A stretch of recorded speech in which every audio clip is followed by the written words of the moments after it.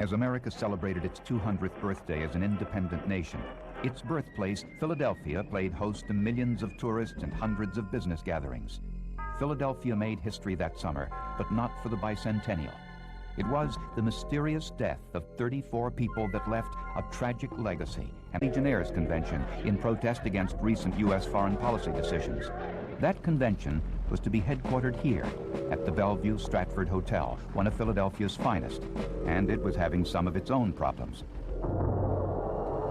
Hello, have received a service call. I'm here to check the air conditioner. Sure, come on in. The hotel's air conditioning system was malfunctioning, and repairmen were doing all they could to get it up and running before the convention. Hotel security was also working to make sure that prostitutes were kept away from the hotel during the busy summer season. On July 21st, 4,500 legionnaires from around the state of Pennsylvania arrived in Philadelphia for their annual get-together. It was a time for business and to renew old friendships. Everybody was looking forward to it, a jovial time. While others did not. After Legionnaire Bob McGarry's roommate developed pneumonia, the CDC wanted him to get to a hospital right away. When I told them what I was there for, they rolled out the red carpet and they gave me a physical like I never had before in my life. They wanted every type of slava, urine, and anything else that I could give them to be sent to the Disease Control Center in Atlanta, Georgia. What we found, though, in our survey of roommates, was that being a roommate of somebody with Legionnaire's disease didn't increase your chance of getting Legionnaire's disease.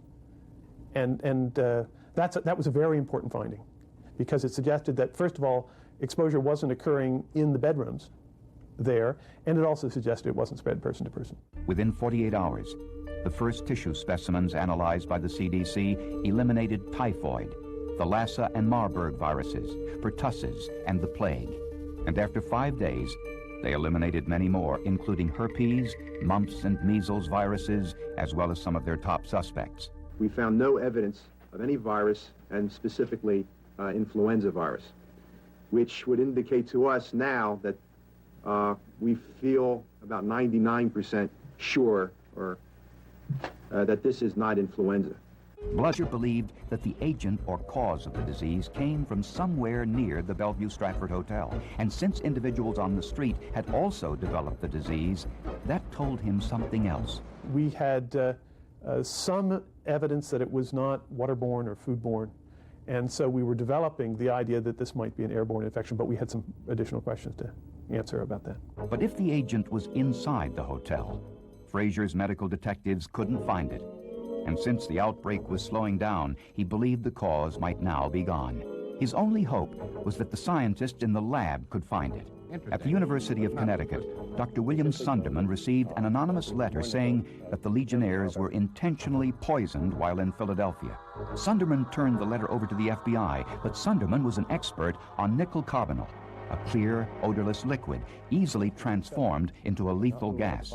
He did a little of his own research. Nickel could spread through the air, that it certainly could cause pneumonia, that it caused a particular pattern of pneumonia that was not so different from what we were seeing in the Legion. And his wife were looking forward to the Christmas holidays. Joe, it's been 6 months since this first broke out. But what should have been a diversion turned to frustration, as friends asked why he and his colleagues were unable to find the cause of the outbreak.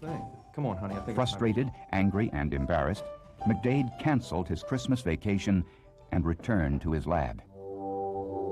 He pulled the slide of a guinea pig which had been injected with liver tissue from a Legionnaire's victim. It was a slide he had seen hundreds of times before. But this time, in his deserted lab, he noticed something he didn't recognize. A new bacterium, one Dr. McDade had never seen before. Dr. Joseph McDade, a CDC microbiologist, saw something he never noticed before as he examined tissues of guinea pigs exposed to the mysterious disease. But at first, he thought he was looking at a contaminated specimen. So they were probably some other kind of bacteria.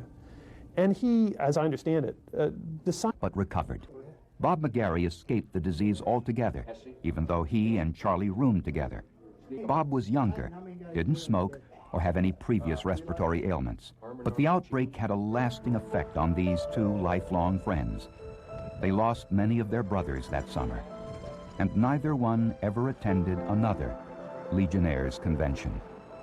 I was at the wrong place at the right time, as far as that was concerned. Had it not been for the unfortunate incident that occurred with the rest of the delegates and brothers, I could say today it was a great time, but I was not going to press my luck. I seen it once, I don't want to do it again.